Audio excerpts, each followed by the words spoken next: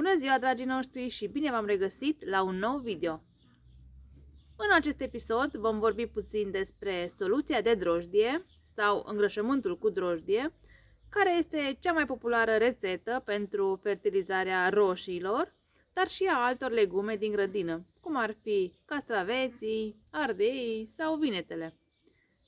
Drojdia este un grup de ciuperci unicelulare, iar aceasta secretă foarte multe substanțe nutritive pentru plante. În drojdie găsim aminoacizi, fier, proteine, vitamina B, auxina sau citochinine.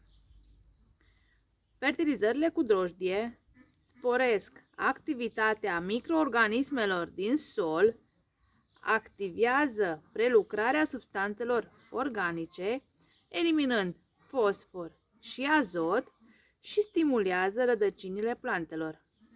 Pentru fertilizarea roșiilor, noi folosim atât drojdia proaspătă, iar video complet cu rețeta îl găsiți în link, dar și drojdia uscată.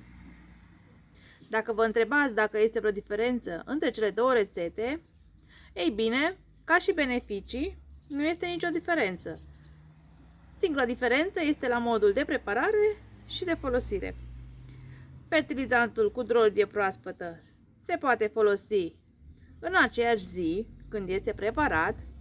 În schimb, fertilizantul cu drojdie uscată trebuie lăsat în repaus 2-3 zile.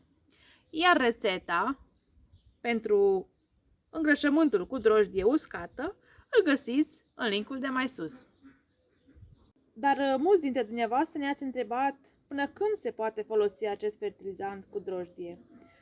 Ei bine, acest fertilizant cu drojdie se poate folosi încă de la plantare, da? După prima săptămână de la plantare se poate aplica pentru prima dată acest îngrășământ cu drojdie.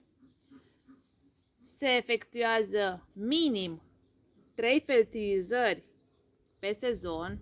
Dacă veți aplica doar o singură dată acest îngrășământ cu drojdie, nu va avea niciun efect asupra plantelor dumneavoastră. De aceea se recomandă minim 3 fertilizări cu drojdie pe sezon. Se poate aplica chiar și săptămânal în funcție de condițiile climatice, dar în acest caz nu mai puteți folosi alt fertilizant. Iar ultima aplicare cu acest fertilizant cu drojdie se face la sfârșitul lunii iulie. Dacă se face mai târziu această fertilizare cu îngrășământ cu drojdie, nu mai are niciun efect, deoarece fructele sunt deja formate, aproape coapte, majoritatea, și tocmai de aceea se recomandă a se începe fertilizarea încă de la plantare. Sper că aceste informații să vă fie de folos, iar dacă vă place ceea ce postăm, să ne acordați un like, un coment, să distribuiți și prietenilor dumneavoastră pentru a ajunge aceste informații la cât de mai multe persoane, să le putem ajuta. Până data viitoare, sănătate și roade bogate! La revedere!